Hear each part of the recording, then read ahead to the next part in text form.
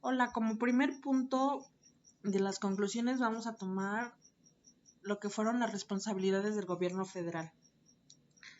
De acuerdo con el artículo 12 de la Ley General de Educación, entre otras funciones, corresponde de manera exclusiva a la Autoridad Educativa Federal. ¿Esto en qué influye? Es en determinar para toda la República los planes y programas de estudio para la educación primaria, secundaria, la normal y demás para la formación de maestros de educación básica. Establecer el calendario escolar aplicable en toda la República por cada ciclo lectivo de la educación primaria, secundaria, normal y demás para la formación de más para maestros de educación básica. También es autorizar el uso de libros de textos complementarios para la educación primaria, como lo son historia y geografía estatal.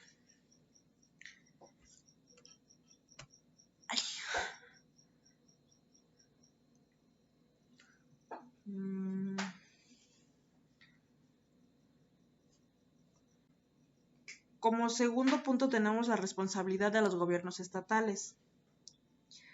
La administración y operación de la educación básica en los estados es responsabilidad de una Secretaría de Educación Estatal y un instituto descentralizado del gobierno estatal, creado para dirigir los servicios federales transferidos.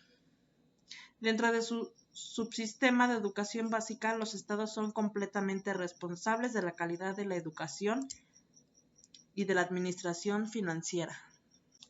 Y como tercer punto teníamos las responsabilidades de los gobiernos municipales, que en este caso su labor más influyente es en las zonas rurales y aisladas. Una oportunidad más reciente para su participación es a través de los consejos de participación social de las escuelas. Básicamente es fijarse o estar al tanto de lo que hace falta dentro del aula, dentro y fuera del aula, el lugar donde van a estar los alumnos y maestros, lo que se llegara a requerir en su clase, prácticamente esa es su responsabilidad.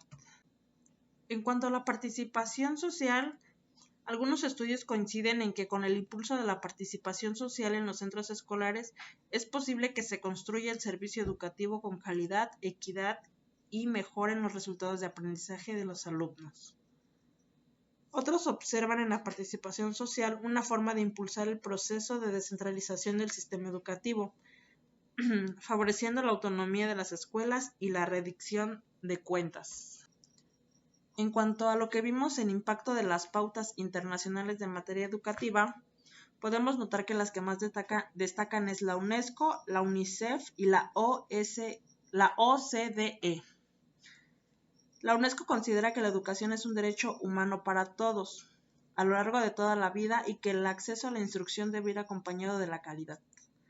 En cuanto a la UNICEF, apoya la iniciativa Todos los niños en la escuela, desde 2003 involucrando a los gobiernos de los estados y municipios en donde se lleva a cabo, así como la sociedad civil, en un proceso de participación ciudadana en torno al mejoramiento. La OCDE constituye un foro único en su género, donde los gobiernos trabajan conjuntamente para afrontar los retos económicos, sociales y medioambientales que plantea la globalización.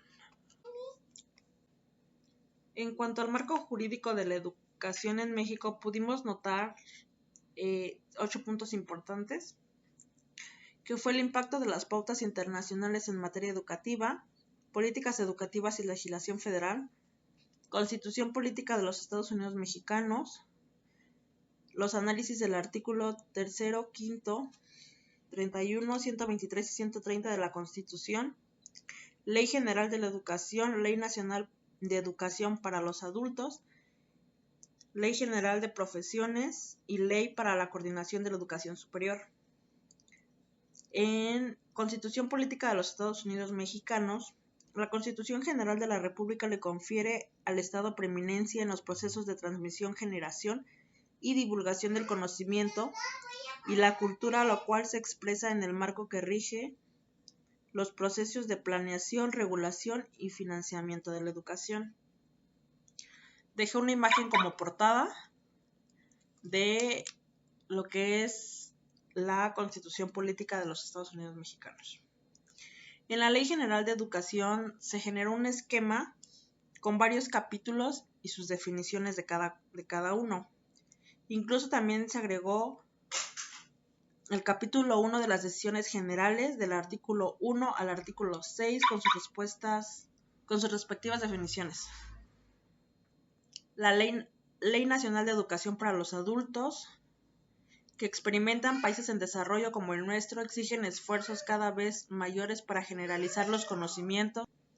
La Ley Nacional de Educación para Adultos, que instituye los medios adecuados para que toda persona pueda alcanzar como mínimo el nivel de conocimientos equivalente a la primaria y a la secundaria.